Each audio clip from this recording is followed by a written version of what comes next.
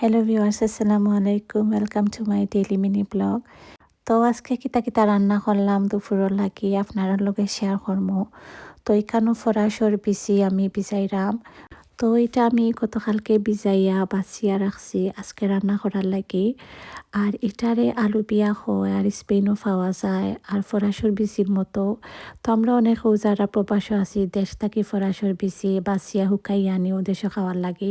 Spain যেটা আলু বিয়া ফরাসর বিচির মতো পাওয়া যায় এটা সেম খাইতেও ফরাসর বিচির মতো। তো আমি এটারে ফরাসর বিচিও কইরাম। তো এখানেও আমি ক্লিন করিয়া ফ্রিজের মাঝে একটু ডাকিয়া রাখি লাইমো আর না ডাকিয়া রাখলে কিন্তু এটা একদম ড্রাই হয়ে যাইব। তো নেক্সট ডে মর্নিংও দেখতে পারা যেলাখান আমি রাখছি ওলাখানো রয়েছে একটু ভিজা ভিজা। তো ড্রাই হইলে আবার রান্না করলে ভালো লাগে না। তো এখন আমি মাছও বার করে লাইলাম ফ্রিজ থাকি আর আজকে আমি রুই মাছ দিয়ে রান্না করবো। আর অন্যদিকে চিকেনও রান্না করবো। তো চিকেন আমি রাতকে বার করিয়া রাখছি আর আইসও একদম গলি গেছে।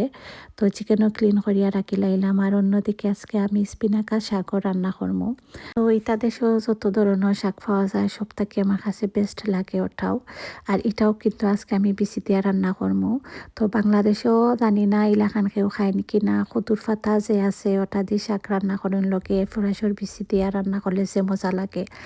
তো এখানে আমি কাঁচামরিচও বার করছি আর আমার ঘরেও তো জলদি কাঁচামরিচ নষ্ট হয়, বেশি ইউজ করা হয় না যার লাগে দেখা যায় আনা পরে অনেক কাঁচামরিচ থাকে আর নষ্ট হয়ে যায়। তো আমি কয়েকটা বাছিয়া নিলাম শাকও দেওয়ার লাগে আর অন্যদিকে ধনিয়া পাতাও নিলাম। তো সবটা কাটিয়ে রাখলাম আর কাটাকুটি করতেও দেখবা বাক্কা সময় লাগে। তো আজকে পেঁয়াজ ব্লেন্ডার করিয়াও রান্না করা লাগবো আবার কাটা পেঁয়াজ দিয়েও রান্না করবো।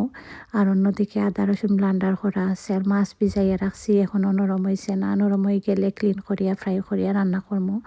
তো ফতেও আমি চিকেন রান্না বয়াই দিলাম। তো তেলের মাঝে আদা রসুন একলগে দিয়া পরে পেঁয়াজ দিলাইছি। তো পেঁয়াজ একটু নরম হয়ে গেলে আমি চিকেন দিলাইমু আর চিকেন দিয়া পরে টমেটো দিমু।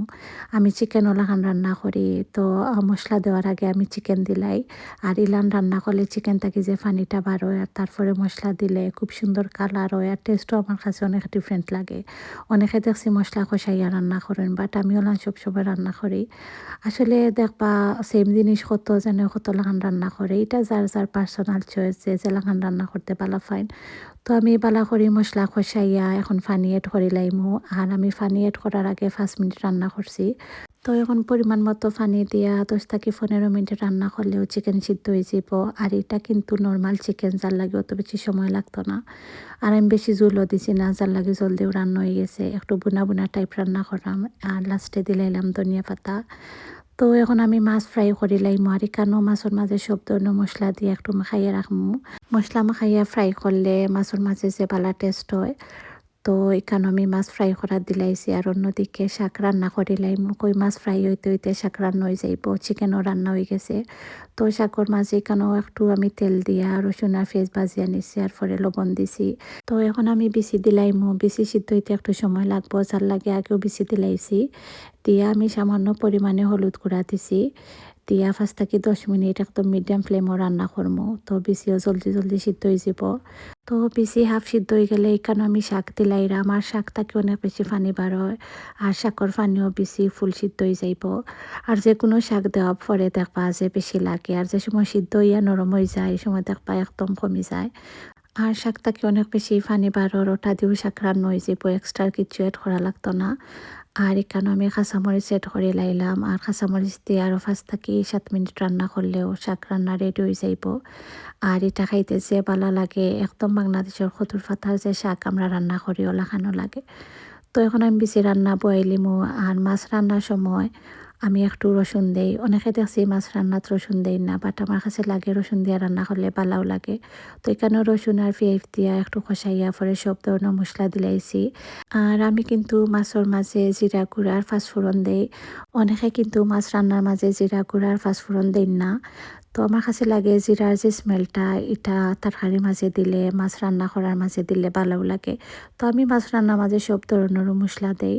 তো এখানেও মশলা কষাইয়া আমি বিচি দিলাইছি আর বিচিতে আরও 5 মিনিট রান্না করিয়া পরিমাণ মতো পানি দিলাইমু বিচি সিদ্ধ হওয়ার লাগে। তো বেশি সিদ্ধ হয়ে গেলে এখানেও ফ্রাই করা মাছ দিলাইলাম আর মাছ দিয়ে আরও 5 মিনিট জাল দিয়া দেন ধনিয়া পাতা দিয়া নামাইলিমু। আর বেশি আর বড় মাছ দিয়া রান্না করিয়া খাইয়া দেখবা আসলেও ভালো লাগে। অনেকে দেখছি বেশি মাংস দিয়া রান্না করেন, বাট আমার কাছে মাছ দিয়া রান্না করলে বেশিও টেস্ট লাগে।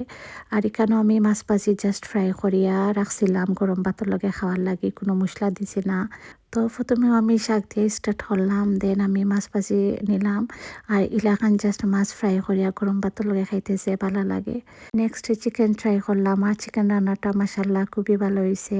আর সবার লাস্টে বিচি নিলাম, আর বিচিটা অনেক সুন্দর সিদ্ধ হয়েছে।